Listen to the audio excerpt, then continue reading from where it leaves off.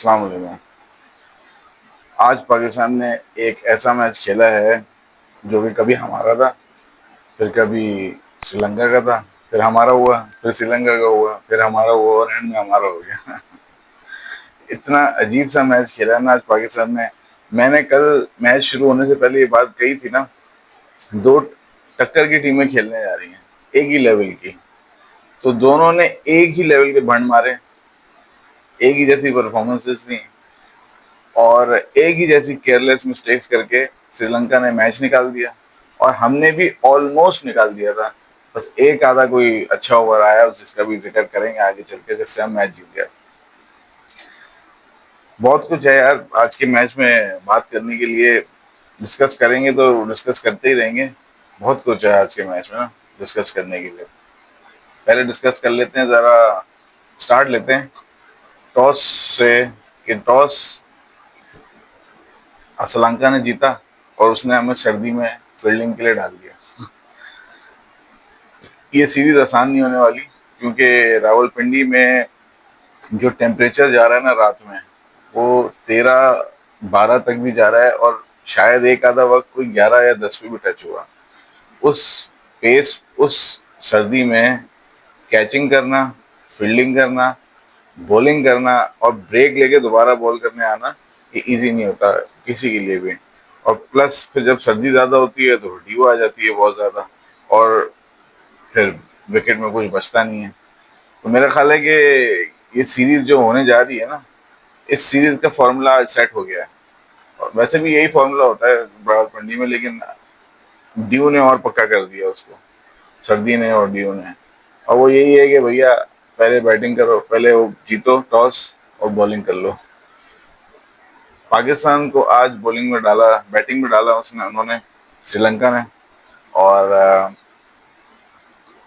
फखर जमान और साइम अयूब जब खेलने आए, थोड़े बहुत उन्होंने शॉट्स खेले।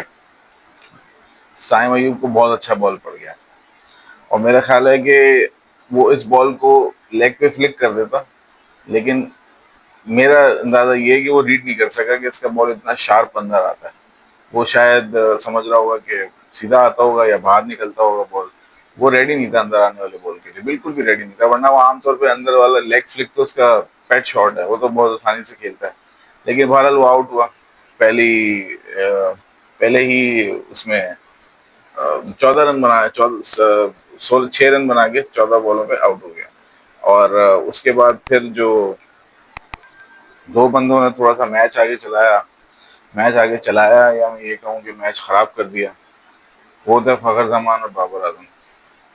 यानी क्या करके गए हैं आज। आज पूरे मैच में एंड तक जो हमने भुगता है ना, वो इन दोनों की इनिंग थी। क्योंकि इन्होंने शुरू के 10 ओवर जो स्लो किया है ना स्कोर, मेरा ख्याल है रावलपिंडी के मैचेस की हिस्ट्री में कभी इतना स्लो स्टार्ट नहीं हुआ होगा। पहले 10 ओवरों में इन्होंने 8 ओवर में 9 रन पे खड़े थे, 19 रन पे खड़े थे। 8 ओवर 19 रन और 9 ओवर 24 रन। तो यार खुदा की कसम, 9.5 ओवर तक 24 रन मैंने देखा था। 24 रन 9 ओवर, हद होती है यार। मतलब 4-5 रन की भी स्ट्राइक रेट से खेलते तो अबे पावर प्ले में बन जाते हैं 25-30 रन। तो मतलब एक पहले 6 ओवरों में, तो 10 ओवरों में आपने 9 ओवरों में 25-26 रन, 24 रन बनाए। क्या स्कोर दिया यार मतलब। और देखो, मैं इस चीज पे भी मुझे हैरत हो रही थी कि यार फखर जमान तो ऐसे नहीं खेलता। फखर जमान ने अपनी गेम बदली, इस पे भी हैरत हो रही थी। और दूसरी जो मुझे हैरत हो रही थी वो ये हो रही थी कि बाबर आजम पे जो क्रिटिसिज्म हमेशा से होता रहा है कि यार आप मैच खराब कर देते हो बोले जाया करके, आप और रिजवान, ठीक है ना। तो आज बाबर आजम ने इतना लंबे गैप में बाहर होने के बाद, दोबारा टीम में आने के बाद, सब कुछ करने के बाद, आज जब ओडीआई में ये दोबारा हिस्सा बने हैं, और खैर ओडीआई पहले हो ही नहीं रहे थे, लेकिन ओडीआई का जब एक इसको कॉन्फिडेंस मिल गया है शाहीन के साथ अंडर खेलते हुए, और अपनी T20 में अच्छी इनिंग खेल के आ गए, तो यार आपने अपनी पिछली T20 इनिंग से कुछ नहीं समझा। आपने बोला ओडीआई है तो चलो मैं बिल्कुल ही मार दूं गेम।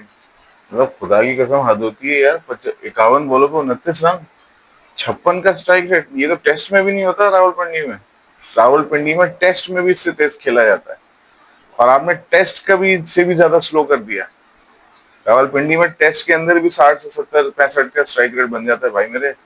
आपने 56 स्ट्राइक रेट से खेला, और वो दूसरे हीरो जो छक्का बहुत मारते हैं, उन्होंने 58 के स्ट्राइक रेट से खेला, 58.18 के स्ट्राइक रेट से।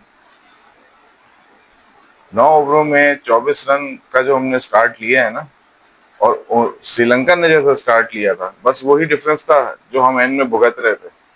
लोग ये कहेंगे कि जी हमने बॉलिंग बुरी कर दी, हम ज्यादा पिट गए, ये हो गया। नहीं भाई, आपका मैच अगर खराब हुआ है ना, तो इन दो आदमियों ने खराब किया है, फखर जमान और बाबर आजम। समझ से बाहर है मतलब क्या। अब मैं ये बात इसको यूं रख देता हूँ कि बाबर आजम ने 4 बड़े जबरदस्त शॉट मारे, खूबसूरत। तो पब्लिक 3 चौके मारे मतलब, तो पब्लिक बड़ी खुश हो गई जी। स्ट्रेट ड्राइव मार दी, कट शॉट खेल दी स्पिनर पे, बहुत जबरदस्त शॉट खेल दिया आपने। तो सबने शोर मचाना शुरू कर दिया, बाबर बाबर। बाबर ने मैच पूरा फंसाया, ठीक है। और फखर जमान भाई, तेरा समझ नहीं आ रहा मुझे। अब आप हो भी गए हो 35 साल के, आपको कोई क्रिकेट समझा तो नहीं सकता। 35 साल के प्लेयर हो आप, अपनी पूरी जिंदगी अपनी क्रिकेट को दी हुई है। तो आपको आज कोई ये तो नहीं बताएगा कि यार अगर आपने स्पिनर्स को चार्ज करना है तो उसके कोई 8-10 तरीके हो सकते हैं। ये एक ही तरीका कि मैं विकेट छोड़ूंगा और आगे निकल के मार दूंगा, यार पूरी दुनिया को पता चल गया है कि आप ऐसे आउट होते हो, ठीक है ना। आपने एक छक्का मारा वरिंदर हसरंगा को, दूसरी बार फिर लटका के दे दी उसने, और वो बाहर निकल गई, और आप उस पर जो है वो मिस कर गए। यार थोड़ा तो समझो कि अगर आपको बॉल ऐसी जगह पे पड़ रही है जहां पे आपने एक छक्का ले लिया है। भाई वो वनिंदु हसरंगा है, श्रीलंका का बेस्ट बॉलर है भाई, बेस्ट स्पिनर है वो श्रीलंका का, ठीक है ना। मैच विनर है श्रीलंका श्रीलंका का। वो आपके खिलाफ क्यों लगा रहे हैं? क्योंकि आपकी विकेट निकलेगी, मैच फंस जाएगा आगे से, ठीक है। तो आपने अगर चलो उसको एक चौका छक्का मार भी दिया था, तो भाई सिंगल डबल की गेम खेल रहे थे। आज के गेम में ये क्लियरली नजर आया है कि बाबर आजम ने आज फिर येट अगेन एक सेल्फिश नॉक खेली है आज। पता नहीं इस पे कोई बात करेगा या नहीं करेगा, क्योंकि सब उसके 3 चौकों में खोए हुए होंगे, ठीक है ना। ये 27 रन देख के क्या रहूंगा, चलो कोई बात नहीं, इतना तो खेल लिया। भाई आपका 300 का टारगेट जो बना है, ये 325 था, और 325 नहीं चेज होता श्रीलंका से, नहीं होता था श्रीलंका से। ये जो आप शुरू में 25 रन मिस कर गए हो, ये 20 रन मिस कर गए हो, चलो 10-12 रन होते हैं, मैं बात नहीं करता। 20 से 25 रन मिस कर गए हो आप पहले 10 ओवरों में।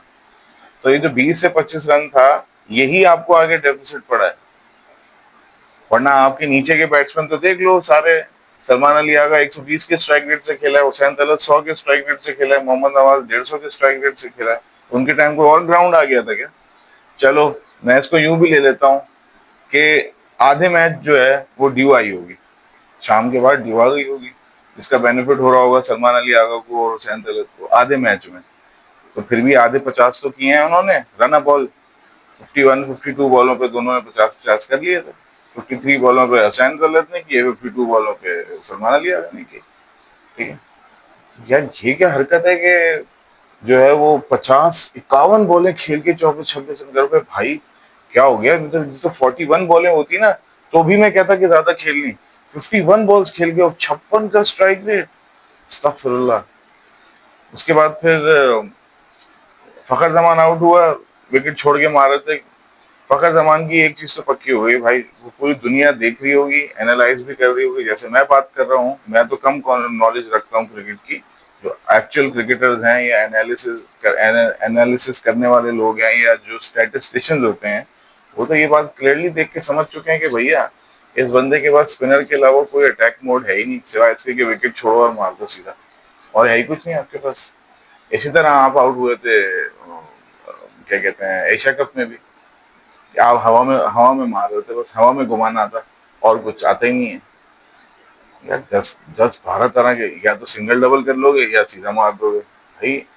कोई तो शॉट तुम्हारे पास होना चाहिए स्पिनर को खेलने के लिए। अब यही इसी विकेट पे सलमान अली आगा भी तो गया ना रन बॉल, वो कैसे चला गया? और आप लोगों से रन बॉल खेला नहीं जा रहा।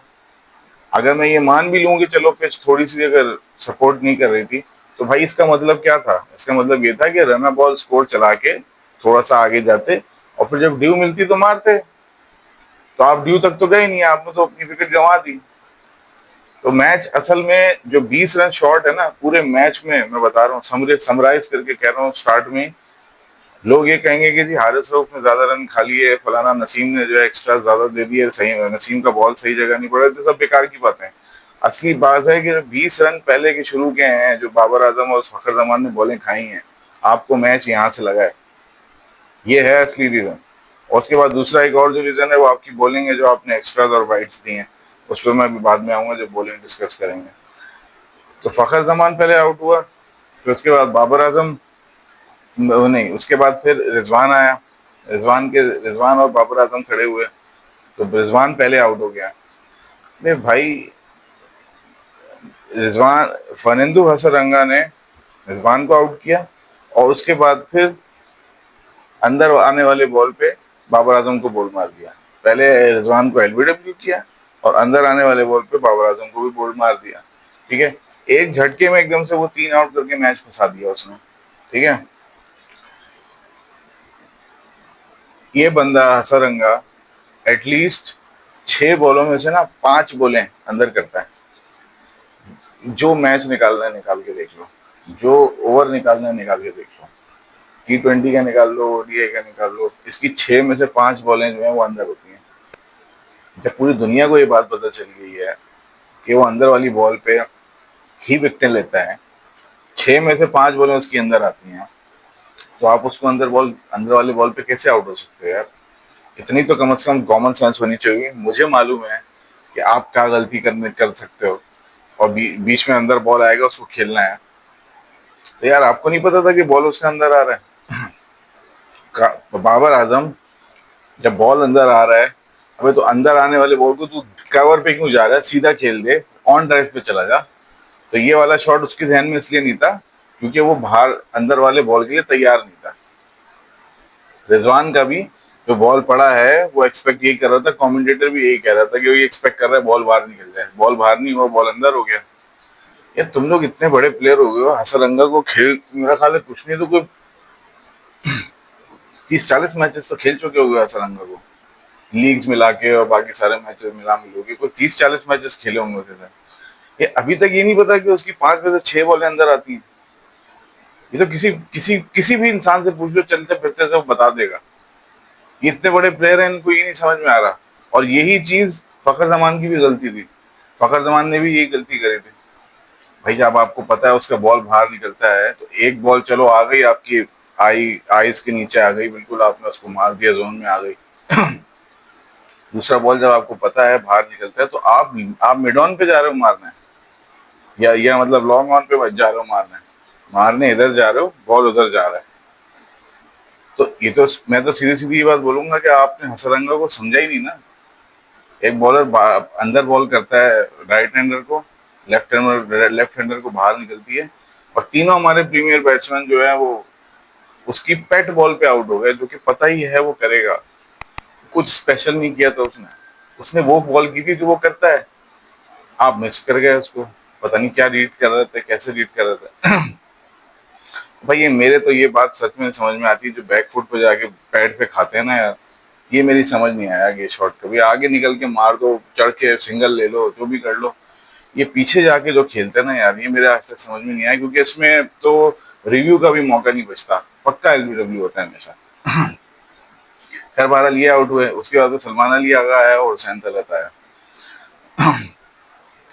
सलमान अली आगा जब खेलने आया था, तो मैं मैच देख रहा था, और मैं यही बात सोच रहा था कि यार इस बेचारे पे आज फिर मैच पड़ गया है। और मेरी रीडिंग ये थी कि यार सलमान अली अगर कोई विराट कोहली तो है नहीं, उसका कंसिस्टेंसी का लेवल कोई ऐसा तो है नहीं कि हम उसको बोले बड़े बड़े प्लेयर से कंपेयर, हम उसको कहते हैं गुड, वेरी गुड प्लेयर। हम उसको कोई आउटस्टैंडिंग वर्ल्ड क्लास प्लेयर तो नहीं कहते कि वो आएगा और हर मैच में हमें बचा के ले जाएगा।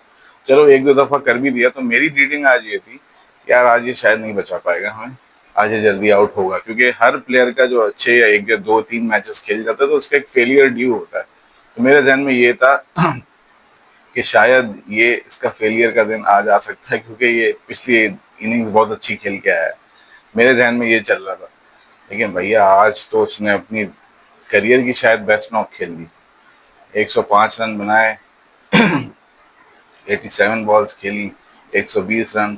अब देखो ये मैं बात कहता हूँ, एक प्लेयर जो स्लॉगर ही नहीं है, एक प्लेयर जिसे हिटिंग आती ही नहीं है, वो तो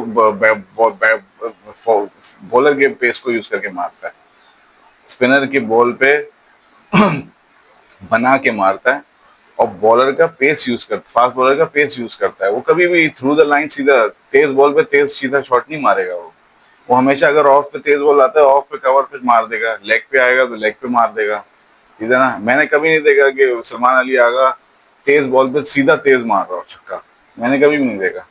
तो एक प्लेयर जो स्लॉगर ही नहीं है या मिड विकेट पे मार रहा हो छक्के, मैंने तो मिड विकेट कभी नहीं देखा उसको खेलते हुए। एक प्लेयर स्लॉगर नहीं है और 120 के स्ट्राइक रेट से खेल गया उसी पिच पे जहां पे इनसे 56 के स्ट्राइक रेट से रन निकलने हैं, बाबर और Fakhar. That was the difference. और उसके बाद आज हुसैन तखत को, कल मैंने ये कहा था कि भाई रन कर ले, आउटस्टैंडिंग नॉक यार। जितना इस टोटल का 300 रन के टोटल का क्रेडिट सलमान अली यादव को जाता है ना, उतना ही क्रेडिट आपको भी जाता है भाई। वो कहते हैं ना कि दो एक मैच में हमेशा एक वो होता है जो कि सामने आ जाता है विनर वॉरियर, और एक होता है जो साइलेंट वॉरियर होता है। आप आज साइलेंट वॉरियर थे गेम के, क्योंकि जो इनिंग इन दोनों ने लगाई ना, अगर वो इनिंग ना लगती पाकिस्तान 250 भी नहीं करने जा रहा था। बल्कि एक वक्त तो सब ये कह रहे थे कि यार जब हमारे, मेरा ख्याल है 74 पे 4 आउट हो गए थे ना, 73 पे 95 पे 4 हो गया था। तो उस वक्त सब यही बात कह रहे थे, कमेंटेटर्स भी कह रहे थे कि 250, 270, 260, 270 अगर पाकिस्तान कर ले तो ये बड़ी अचीवमेंट समझी जाएगी। 250 भी मुश्किल लग रहा था उस वक्त, और वहां से रिकवरी करके 300 का स्कोर, 299 का स्कोर डाल देना। फिर नवाज ने भी बाद में आके अच्छी बैटिंग करी, नवाज ने भी अच्छे छक्के लगा। नवाज तो भैया मेरा ख्याल है अपने करियर की बेस्ट फॉर्म में है आजकल। उसकी हर बॉल बड़ी सही मिडल हो रही है, बैटिंग बड़ी अच्छी कर रहा है, यूटिलिटी उसकी सही बन रही है। कप्तानों को भी उसे क्रेडिट जाता है कि उसे सही रोल में यूज कर रहे हैं। और दूसरी एक और चीज जो है वो ये है कि जब सलमान अली आगा खेला, एक डिफरेंस बता रहा हूँ तो अच्छे प्लेयर का, और मैं क्यों कहता हूँ कि सलमान अली आगा अच्छा कप्तान बनेगा, इसकी वजह क्या है आज मैं बताता हूँ। 80 रन पे सलमान अली आगा खेल रहा था, ठीक है ना, और नवाज आया था बैटिंग करना। तो नवाज ने 11 बॉलें नहीं है 10 रन करने में। अभी तो नजर आ रहा है कि 156 के स्ट्राइक रेट से खेला है, 23 बॉलों पर 36 कर दिए, एक छक्का मार दिया, 5 चौके मार दिए। पहली बॉल पर चौका मारा था उसने, लेकिन 11 बॉलों पर 10 पे खड़ा था वो, ठीक है ना। उस वक्त 4 कौन कर रहा था, 4 सलमान अली आगा कर रहा था। कितने रन पे खड़ा था, 80 रन पे खड़ा था। उसको ये खौफ नहीं था कि मैं अपना सिंगल सिंगल करके जो है ना आराम से निकल जाऊं और 100 कर लूं, और नवाज को बोलूं तू मार जब तक मैं अपना 100 करता हूं। ये बाबर और रिजवान करते थे। मैं बार बार याद दिला रहा हूँ, कंपैरिजन लेना जरूरी है कि जब सलमान अली आगा 80 पे खड़ा था और नया प्लेयर अंदर आया था, तो उसने नए प्लेयर को बोला तू सेट होने का टाइम लेगा, मैं मारूंगा, ठीक है ना। जबकि ये क्या करते थे, ये जब सेट हुए होते थे तो ये कहते थे मैं सिंगल डबल करूंगा, तू मार, और फिर वो दूसरा मारने में आउट हो जाता था। तो दूसरा वाला जो पावर हिटर है उसकी विकेट सेक्रीफाइस कर दी और खुद खड़े रहते थे एंड तक, और आराम से छोटे छोटे रन करके 100 कर लेते थे। और इस वजह से इनके स्ट्राइक रेट भी कम होते थे, पाकिस्तान इनके 100 के बाद या 80-90 रन के बाद ही मैच हार जाता था। ये वजह थी।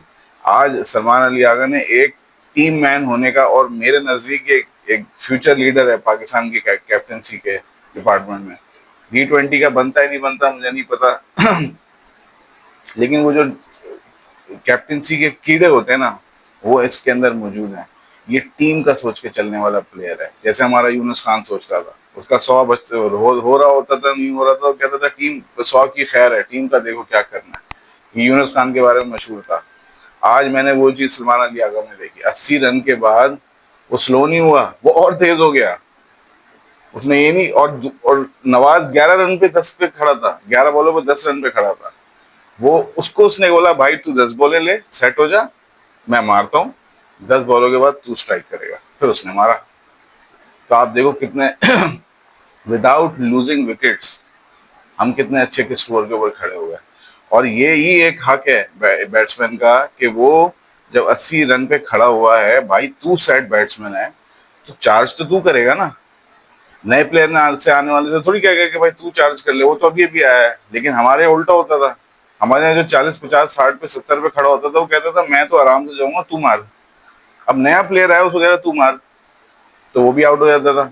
फिर ये कहते थे देखो हम तो कितनी लंबी इनिंग खेलते हैं, कितनी जिम्मेदारी से खड़े रहते हैं, ये बेचारे आउट हो जाते हैं। भाई वो आउट इसलिए हो रहे हैं क्योंकि आप नहीं मारते थे। आज सलमान अली आगा ने चार्ज लिया पहले, बाद में नवाज ने उसे ज्वाइन किया। तो ये डिफरेंस है। सलमान अली आगा की profile, game plan, approach, technique में 500 फ्लॉज हो सकते हैं उसके, और बाबर उससे बेहतर हो सकता है। लेकिन अप्रोच, टीम मैन होना और कैप्टनसी के सही कीड़े, वो सलमान अली आगा में दिखते हैं। क्योंकि वो टीम के लिए रन करता है, वो अपने लिए रन नहीं करना चाहता। मैच हार जाओ तो हार जाओ, लेकिन अप्रोच जो होती है वो टीम के लिए होती है। वो आज के मैच में भी नजर आई, 80 रन के बाद जिस तरह उसने खेला। खैर उसके बाद हमने 299 का स्कोर लगाया। फिर आती है जी श्रीलंका की बैटिंग। मैंने पहले बैटिंग में ये बताया कि हमें जो 20 22 25 रन शॉट हुए ना, वो हुए पहले पहले हाफ में, पहले पहले 10 ओवरों में। ठीक है ना। एक और रीजन था हमारा, हम लोग जो मैच हमने फंसाया बिला वजह का। यानी अगर ये चीजें ना होती ना, श्रीलंका क्लोज भी नहीं लग सकता था हमें। हम इतना मजे से जा रहे थे मैच जीतने। एक्स्ट्राज में आओ, नसीम शाह और शाहीन शाह अफरीदी दोनों ने, चलो शाहीन शाह अफरीदी ने एक वाइड पे 4 खाया था, 5 रन हो गए थे बाई के। लेकिन उसके बाद शाहीन शाह अफरीदी ने फिर नपी तुली बॉलिंग करी है। ठीक है ना। लेकिन नसीम शाह पहले 2 ओवरों में 24 रन पड़े हैं, और एंड में जो एक्स्ट्राज आपके निकले हैं 31 एक्स्ट्राज। चलो श्रीलंका के 24 हैं, आप बोलोगे 6 का फर्क है, इतना बड़ा फर्क तो नहीं है। फर्क कहाँ है? फर्क इधर है कि भाईजान उन्होंने की हैं 13 वाइड्स, हमने किए हैं 26 वाइड्स। अगर मैं गलत नहीं हूं तो मैं एक दफा और वेरीफाई कर लूं। हाँ, उन्होंने किए हैं 13 वाइड्स, हमने किए हैं 26 वाइड्स। अस्तगफुरुल्लाह यार, 26 वाइड्स दे दी। 26 वाइड के भी देखे किसी ओडीआई मैच में होती हुई 13 14 15 होती हैं। तो ये 10 रन हमने एक्स्ट्रा यहाँ पर डाले। ऊपर से बैट्समैनों ने 10 12 रन पर, चलो मैं कह रहा हूँ मरे से मरा भी 15 रन अगर शॉर्ट है ऊपर के, तो 15 रन वो और 10 रन ये, 25 रन का फर्क तो यहीं पड़ जाता है। कहाँ जीतता है श्रीलंका? श्रीलंका जीतता ही नहीं है। अच्छा, उसके बाद फिर हमने जब जब श्रीलंका जब बैटिंग करने आया, तो इनका मैंने कल के उसमें भी कहा था कि यार इनका जो प्लेयर है ना कमिल मिशारा, यार ये बहुत अच्छा प्लेयर लग रहा है। इसको मैंने एशिया कप में 1 डाउन देखा था। इस बार इन्होंने थोड़ी सी चेंज किया है, और मुझे ये सही चेंज सही भी लगा कि उन्होंने जो स्ट्रोक मेकर है ना उसे ऊपर ले लिया है। कमिल मिशारा और प्रथम को ओपनर, प्रथम ने सांगा को ओपनर कर दिया, और 1 डाउन अपना बेस्ट प्लेयर ले लिया कुशाल मेंडिस। ये स्ट्रक्चर ज्यादा बेहतर है ना कि कुशाल मेंडिस और प्रथम सांगा ओपनर चले जाएं और बीच में 1 डाउन जो है फिर कमिल मिशारा। कमिल मिशारा कोई बेस्ट बैट्समैन थोड़ी है, आपने उसे 1 डाउन किया हुआ था एशिया कप में। तो मेरा ख्याल है ये स्ट्रक्चर इनका कि कुशाल मेंडिस 1 डाउन आता है, ये ज्यादा बेहतर है। ऑल्दो आज नहीं चला कुशाल मेंडिस, वो कोई फर्क नहीं पड़ता, लेकिन ये स्ट्रक्चर ज्यादा बेहतर है कि कुशाल मेंडिस अपने ऊपर गेम ले। तो आज ये हुआ कि कमिल मिशारा पहले आउट हुआ, हारिस रऊफ ने उसे आउट किया। तो आज जो बॉलिंग में जो स्टार हमारे पास एक ही था, वो हारिस रऊफ था यार। हारिस रऊफ ने कमिल मिशारा को आउट किया, उसके बाद अगली बॉल पे कुशाल मेंडिस को आउट किया, उसके बाद उसने प्रथम निसांका को भी आउट किया, और फिर सदीरा समरा विक्रमा सेट हो गया था। उसको जो ऑफ पे बॉल कराई, और वो जो बाबर आजम का बड़ा आउटस्टैंडिंग कैच था। बाबर आजम को पता नहीं, मुझे लगता नहीं है, शायद हो सकता है फील्डर ऑफ द मैच का अवार्ड मिला हो, क्योंकि आज ने 2 कैच पकड़े हैं, और वो वाला कैच तो आउटस्टैंडिंग। अगर वो कैच छूट जाता ना, पाकिस्तान का बड़ा नुकसान होता। आज शाहीन शाह अफरीदी की के ओवर जब स्टार्ट हो रहे थे, तो उस वक्त भी एक कैच छोड़ा सलमान अली आगा ने, और वो भी यार अनफॉर्चुनेट था, नहीं छूटना चाहिए था, क्योंकि अगर आप देखो ना 29 रन बनाए प्रथम निशंका ने, तो ये तो आउट हो गया था 3 या 4 रन पे, मेरा ख्याल है कैच उछाल दिया था उसने पीछे, तो ये तो खत्म था। तो हमने मार्जिन अपने खुद खराब किए हैं यहाँ पर, ठीक है ना। ऐसा नहीं है कि उन्होंने कोई बहुत अच्छी क्रिकेट खेली है, वो भी सड़ी हुई टीम है, हम भी सड़ी हुई टीम है, दोनों पूरे पूरे मौके दे रहे थे एक दूसरे को। वो तो एंड में जाके हमने बस पकड़ा एक ओवर की वजह से, वरना हम निकल गए थे, वरना ये मैच किसी के पास भी जा सकता था और शायद श्रीलंका ही ले जाता हमसे। अच्छा, उसके बाद फिर चरिता श्रीलंका। और मेरे से अगर कोई पूछे ना कि इस मैच की टर्निंग विकेट्स, जो टर्निंग पॉइंट था इस चेज में, वो क्या था, एक तो प्रथम निशंका की विकेट थी, सदीरा की विकेट थी, और इस इन सबसे भी ज्यादा जरूरी चरिता श्रीलंका की विकेट थी। चरिता श्रीलंका कोई मैच विनर नहीं है, लेकिन वो जिस बेवकूफी से आउट हुआ है ना आगे निकल के, ये बिल्कुल उसी तरह आउट हुआ है जैसे हमारा फखर जमान आउट हुआ, जब जाके देख लो। सिर्फ फर्क ये है कि उसको बॉल अंदर आई, वासरंगा का बॉल बाहर निकल गया, लेकिन दोनों एक ही तरह चार्ज करने जा रहे थे स्पिनर पर। ये लिमिट लिमिट बैट्समैन की बताती है कि उसके पास शॉट्स लिमिटेशन मौजूद है, कि जब वो फंसता है स्पिनर के ऊपर, तो सिवाय इसके कि आगे निकल के एक रिलीज शॉट मार दे, उसके उनके पास कुछ बचता नहीं है। तो आज शरद असलंका भी इसीलिए आउट हुआ, फखर जमान भी इसीलिए आउट हुआ, क्योंकि स्पिनर्स पर शॉट पूरे नहीं है, ये रीजन है, ठीक है। और ये पूरी दुनिया को पता चल चुका है अब तक। शरद असलंका सबसे ज्यादा जरूरी विकेट थी। उसके बाद ये जनित लियान आगे, ये भी अच्छा खेल रहा था, इसने 2 छक्के लगाए हैं और बड़ी सही बैटिंग कर रहा था, इसका डंडा उड़ा दिया नसीम शाह ने। फिर फ़हीम अशरफ आया, फ़हीम अशरफ ने 2 बड़े इंपॉर्टेंट आउट किए यार, एक तो कमिंदो मेंडिस का आउट किया, और एक और भी किया था, कौन सा आउट किया था, हाँ दुष्मंता चबीरा एंड में, तो बड़ी जरूरी विकेट थी यार, वो भी रन कर गया था, कितने 7 रन 19 बॉलों पे कर दिए थे, और मुझे लग रहा था यही चाहे चेस करा देगा। तो उस वक्त कहने को ये तो बॉलर है, लेकिन अगर आप मैच के कॉन्टेक्स्ट में देखो तो दुष्मंता चमीरा और कमिंदो मेंडिस की बहुत वैल्यूएबल विकेट थी, जो फ़हीम अशरफ लेके गया। फ़हीम अशरफ ने बहुत जबरदस्त बॉलिंग की है। और उसके बाद फिर महीश थीक्षाना एंड में 18 रन बनाए 21 बॉलों पे, ये मैच भी तकरीबन वो जीत जाता। आखिरी ओवर में, आखिर में जो है हमें 23 रन बचे थे 2 ओवरों के अंदर, क्योंकि लग रहा था कि मैच जीत जाएंगे, वहिंदु हसरंगा भी खड़ा था, सब खड़े थे। नसीम शाह ने जितना भी गंदी बॉलिंग या जितना भी बुरी बॉलिंग की ना शुरू में, ठीक है, वो सारी की सारी कॉम्पनसेट कर दी लाके अपने सेकंड लास्ट ओवर में। 12 बॉलों पे 23 रन चाहिए थे, 2 रन दिए भाई, हवानिंदो हसरंगा की विकेट भी ले ली, और बाकी 0 0 0 0, कोई रन नहीं दिया, सिर्फ 2 रन दिया। फिर आखिर के ओवर में 21 रन बचे, वो बेचारे हुसैन तलत को ओवर पकड़ा दिया। ये भी शाहीन शाह अफरीदी ने वो हरकत करी है, जिसके बाद जिससे ना मुझे वो याद आ गया था, वो मेलबर्न वाला इंडिया वाला मैच, जिसमें आखिरी ओवर नवाज को दे दिया था, आखिरी ओवर स्पिनर पे छोड़ दिया था। तो मुझे आज बिल्कुल वही वाली एक चीज लगी कि आज एक ऐसे प्लेयर पे छोड़ दिया आखिरी ओवर, जिसके ट्रस्ट नहीं है कि ये मैच जिताएगा, और सेकंड लास्ट ओवर जो है वो अपने बेस्ट बॉलर को दे दिया। तो खैर बहरहाल, मैं ये कह सकता हूँ कि ठीक है, अच्छी तो नहीं कहेंगे, बस ठीक बॉलिंग करी उसने, वो भी पिट रहा था। आखिर में 3 बॉलों पे 13 रन चाहिए थे, फिर उसने एक बॉल जो है वो मिस करा दी थी। और वहां से हम जो है, मेरा ख्याल है चौका पड़ गया था 3 पे 13 पे भी। उसके बाद फिर जब 2 पे शायद 9 रह गए थे, तो फिर शायद जो है वो एक विकेट, एक बॉल जो है वो मिस कराई, फिर एक बॉल पे 9 रह गए, और उसके बाद में मैच तकरीबन खत्म हो गया, सिंगल विंगल हुआ और मैच खत्म हो गया। तो अगर मैं ये ओवरऑल मैच देखूं ना, तो हम लोगों ने ओपनिंग की तरफ के वक्त बहुत बुरी बैटिंग करी, पता नहीं किसने ना अप्रोच बता दी, साइम फखर तो खेलते ही नहीं है इस तरह, बाबर तो खेलता है, और बाबर को भी नहीं खेलना चाहिए। कितना बुरा लग रहा था यार, कौन कह रहा है कि इसकी वो शॉट अच्छी जा रही है, वो जा रही है, वो बेकार साला 2 नंबर प्लेयर लग रहा था बिल्कुल। बहुत अच्छा प्लेयर है, लेकिन बिल्कुल 2 नंबर बैटिंग की है आज उसने।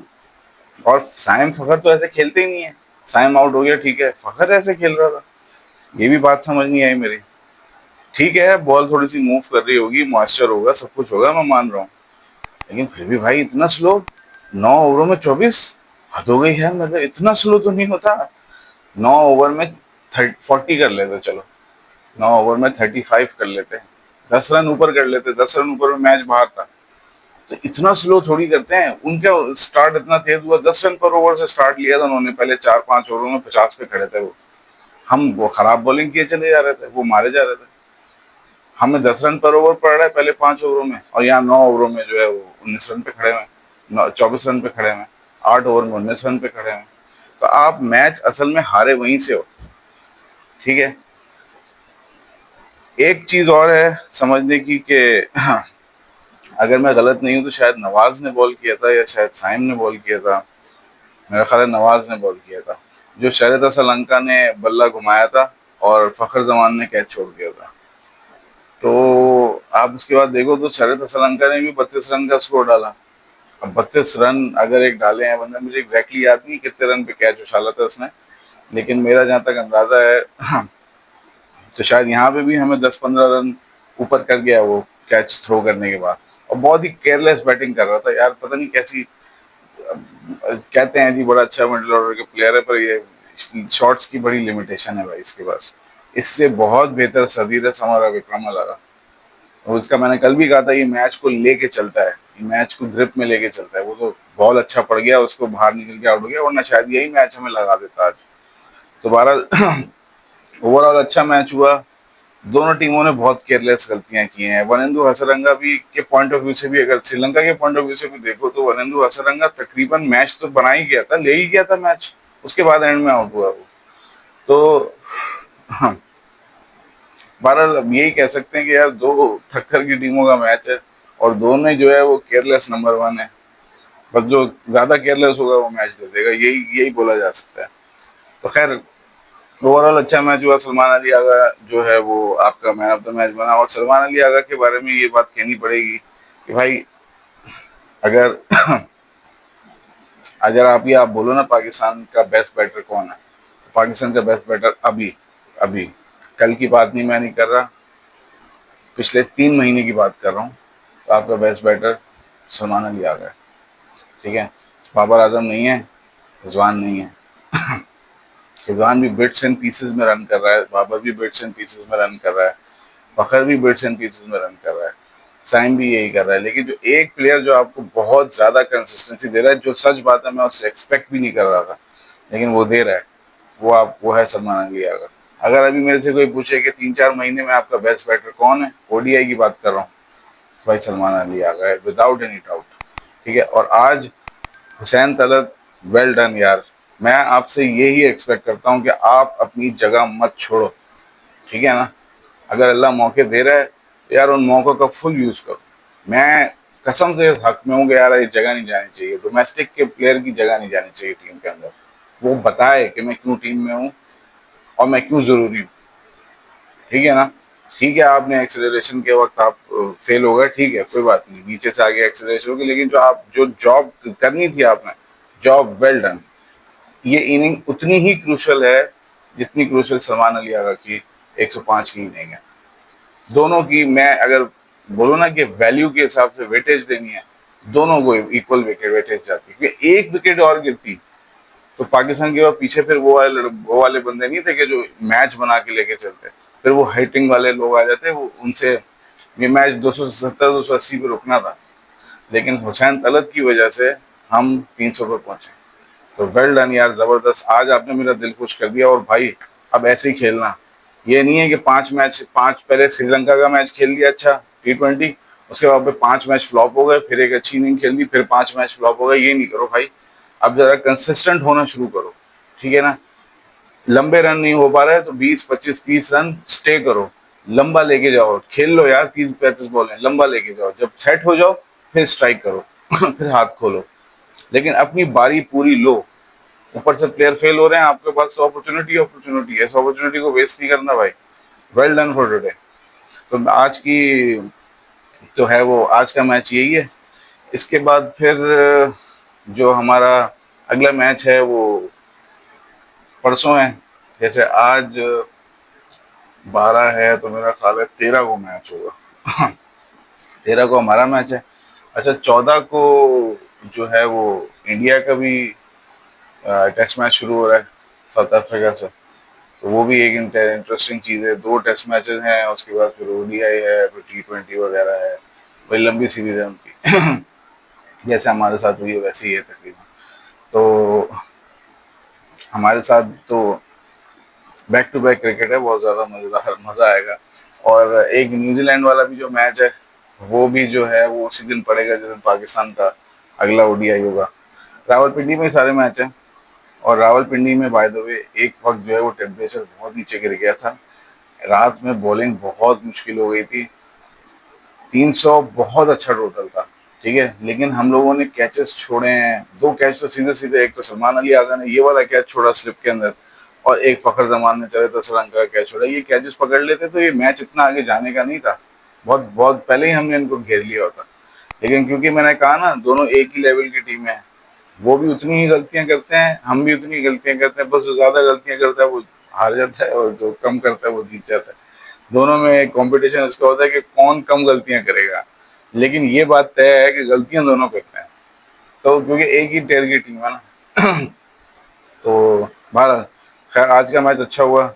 गुड लक टू पाकिस्तान, और वेल डन, मुबारक हो सबको, मुबारक हो जो जो सुन रहा है मुझे। अब कल इंशाल्लाह, परसों इंशाल्लाह देखेंगे पाकिस्तान श्रीलंका का अगला मैच। और अब भाई मैं ये एक्सपेक्ट करता हूँ कि आप भाई एक स्पिनर डालो। आप क्लियरली एक बॉलर शॉर्ट थे, और ये बात सोचना कि यार स्पिनर पिट जाएगा रावलपिंडी के अंदर, भाई अबरार वो वाला स्पिनर नहीं है। अबरार बहुत गाइल के साथ बॉलिंग करता है। वो, उसके पास हर तरीके का बॉल मौजूद है। और आप क्लियरली एक स्पिनर शॉर्ट थे, आपको खिलाना चाहिए एक स्पिनर। ये मेरी अपनी जाती राय है। अब ठीक है, सवाल आएगा कहाँ पे खिलाएंगे, तो यार अब नसीम को बिठा दो, नसीम को बिठा दो, नसीम की जगह खिला दो। और अगर नसीम इतना ज़रूरी हो रहा है तो फिर फ़हीम की जगह बिठा दो। फ़हीम भी ज़रूरी हो रहा है तो फिर हारिस की जगह। अब हारिस फिर बैठ नहीं सकता, हारिस तो almost man of the match लेते लेते बचा है वो। अगर एक विकेट और ले लेता तो शायद सलमान अली आगा को नहीं मिलता।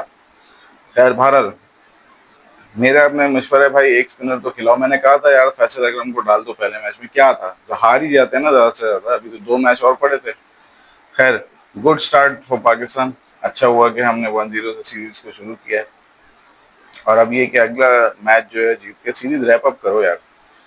फिर बेशक जो है वो अपने सारी बेंच स्ट्रेंथ को मौका दे देना, लेकिन सीरीज को रैप अप करो। और भाई बाबर आजम साहब, रिजवान साहब, खुदा को मानो यार। अब सही स्ट्राइक रेट से, फिर वो स्ट्राइक रेट वाला गन शुरू कर दी तुम लोगों ने। स्ट्राइक रेट, सही स्ट्राइक रेट से खेलो भाई। विकेट पे खड़े होते हैं ना तो रन करने खड़े होते हैं। सलमान अली आगा भी तो उसी विकेट पर खड़े होकर खेल रहा था, या वो कोई और विकेट पे खेल रहा था। तो भाई अपना स्ट्राइक रेट ठीक करो यार। खैर भारत, आज की वीडियो यहीं तक। वीडियो को लाइक कर लिएगा, चैनल को सब्सक्राइब कर लिएगा। कल मिलते हैं आपके साथ, इंशाल्लाह। अल्लाह हाफिज़।